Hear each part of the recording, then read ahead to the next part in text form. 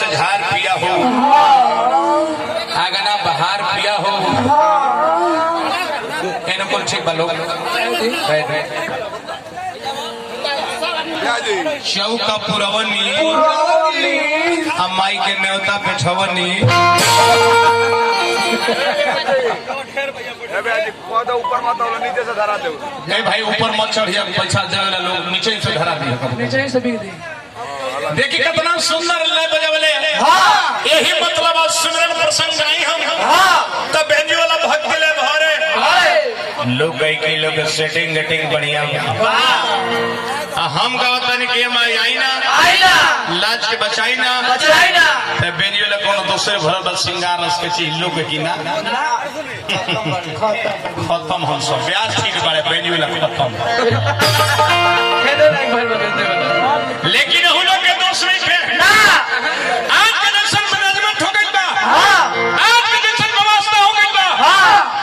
केकरा के दोषी कहो, केकरा के दोषी कहो जे ए महाराज पहले के भोजपुरी गीत संगीत होखे तो घर में पूरा परिवार बैठ के सुने।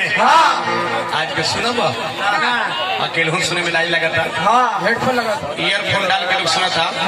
लेकिन हमारे भोजपुरी के धरोहर भिखारी ठाकुर, हनुमान पत्थर, महेंद्र मिश्र, ठाकुर बाबा, बेचू मिया, केतरी ठाकुर, वीरेंद्र धुरा, प्रोफेसर चौहान, राधा कृष्ण पहलवान, आत्मा के शांति देश जेकर जेकर नाम ले बने केहू दुनिया में नहीं के भैया ना, लेकिन उन लोग के नाम लिखल जाता, गीत गावल जाता। ऐसा जिंदगी जिए के चाहे कि मुला के बाद भी लोग याद करे। जिंदगी के बाद जीना ही है जिंदगी का नाम है। अरे जिंदगी के बाद जीना ही है जिंदगी का नाम है। ये जिंदगी क्या खाक है जिसका मौत ही परिणाम है। लेकिन आई अब न तने शिक्षा के ऐसे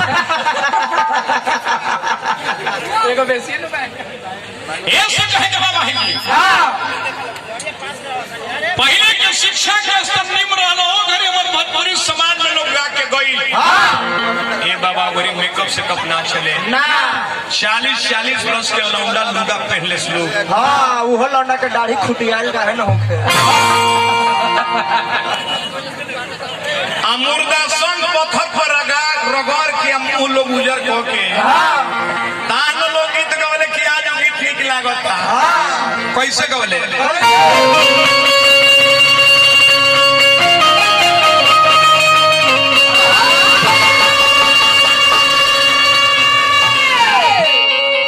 अभियंता जी ध्यान दीजिए कैसे गवाते हैं जी, सीखिए।